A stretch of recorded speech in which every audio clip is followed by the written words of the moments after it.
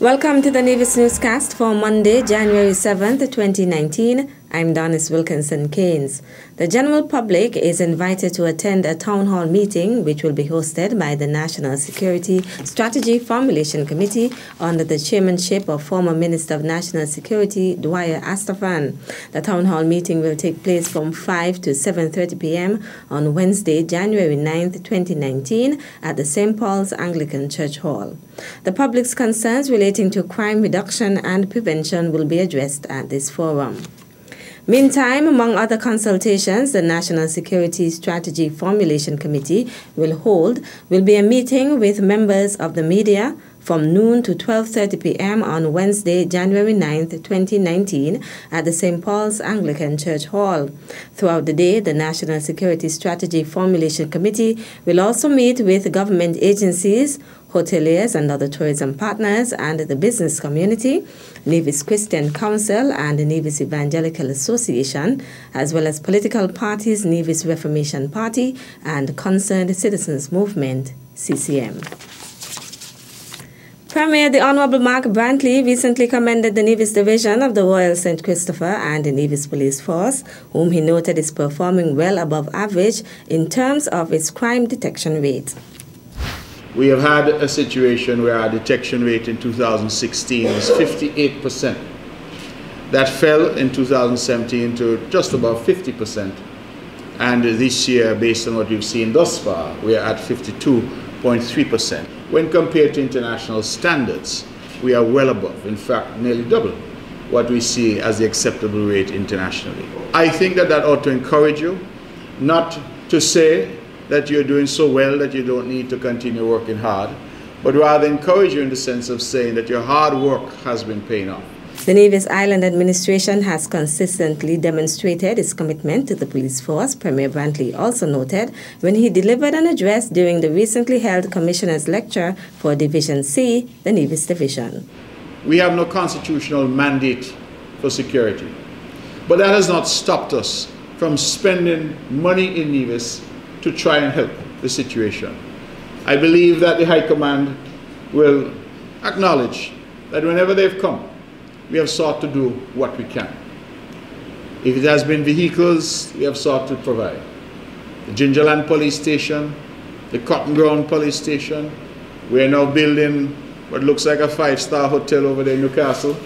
All of that, in fact, I just signed off on a loan to get us to the point where we could finish the Newcastle Police Station.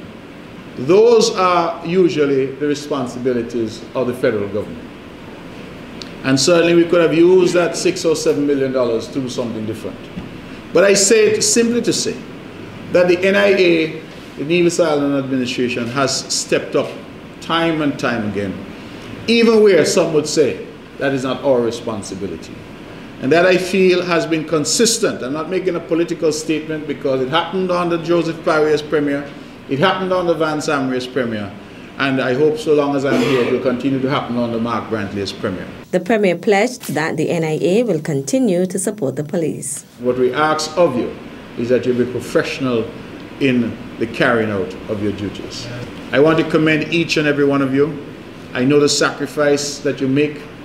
I know that it's not easy. And I have often said that when I am asleep in my bed, I know that you're out there trying to ensure that my family and I and the families throughout the communities in this country are safe. And for that I commend you for your effort. Oftentimes you feel that you are engaged in a thankless job. I want you to know it is not thankless, that we recognize what you do, we respect what you do, and we are grateful to you for your service. Premier of Nevis, the Honorable Mark Brantley. In more local news, President, we are admonishing persons that when they access service at the hospital to kindly make a special effort to pay their bills on time. Junior Minister of Health, the Honorable Hazel Brandy Williams, has advised that a new unit will be established at the Alexandra Hospital, the focus of which will be the collection of fees owed to the island's main health facility. We have instituted a robust collection system at Alexandra. we are trying to collect some outstanding debts that we have on our books. And I want to say that we are not at this point introducing any new fees. However, we are trying to collect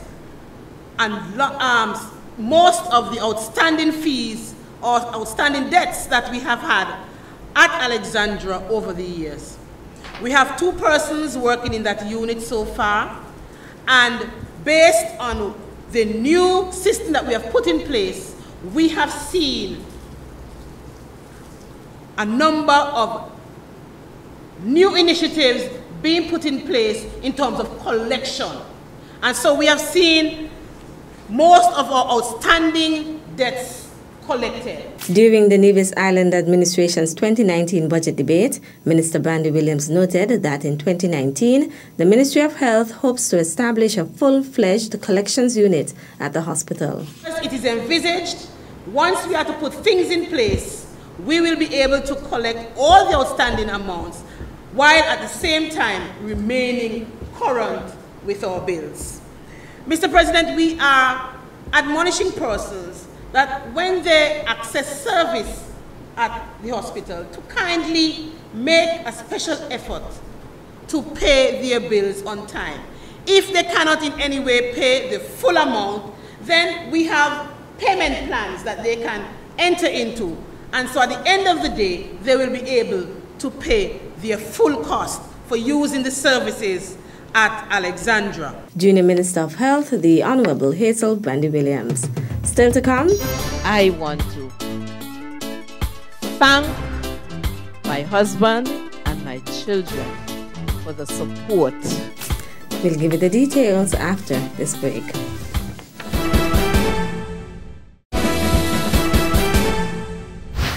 Welcome back. A retirement gala was hosted for Palsy Wilkin, former Principal Education Officer in the Nevis Island Administration's Department of Education, at the Botanical Gardens on December 29th. Wilkin, who served 44 years in the field of education in St. Kitts and Nevis, says her success was not accomplished alone. I have sent thank you notes, thank you messages. I have made telephone calls. I have made visits to many persons. And I am sure those persons who would have helped me immensely on this journey. And I am sure that here tonight, everyone here, if I had the time, I would be able to single out every person here tonight and tell them what they would have done to help me on this journey of 44 years in education. It was not done on my own. Wilkin also thanked her former co-workers for their support over the years. I want to pay tribute to you, my colleagues, for your support, friendship, and exemplars of what it is to serve faithfully and with humility. I will always remember our shared laughter, our joys, as well as our struggles. Thank you for the notes of appreciation, encouragement, sharing of resources, your lunches when I did not remember to have lunch, your time, for all the extra hours you spent at the office, doing extra work just to make sure that I was not left at the office alone.